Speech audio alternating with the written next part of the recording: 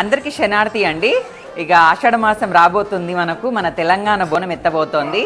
కాబట్టి అలాగే ఎట్లనైతే మన తెలంగాణ మొత్తం, యావత్ తెలంగాణ మొత్తం అట్టుడికి ఎట్లా అనంటే మన ఇంటి గడప గడప నుంచి అమ్మవారికి బోనాలు సమర్పిస్తాము. అలాగే మన భాగ్యనగరం నుంచి ప్రతి ఇంటి నుంచి అమ్మవారికి గోల్కొండకు బోనం వెళ్తుంది.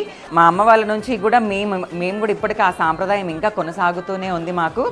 అలాగే మెయిన్గా బోనం అంటే గోల్కొండలో మొట్టమొదటి బోనం ఎక్కించేది కాసాల ఫ్యామిలీ అండి. కాసాల ఫ్యామిలీ అంటే పటీలమ్మ బోనం ఉంటుంది. పటీలమ్మ వంశస్థులే ఈ బోనం ఎక్కిస్తారు అమ్మవారికి. కాబట్టి ఈసారి పటీలమ్మ బోనం వెంబడి మేమందరం ఉంటున్నాము. అందరికీ శనార్థి.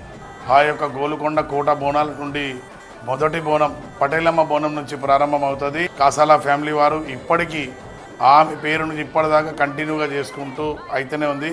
అందరం కూడా కలిసికట్టుగా ఈ పటేలమ్మ బోనంలో అందరం పాల్గొని అందరం కలిసికట్టుగా ఉండి ఆ యొక్క బోనాల్లో పార్టిసిపేట్ అయ్యి ఈసారి బోనాలని అతి వైభవంగా చేయాలని మా అందరి ఆలోచన.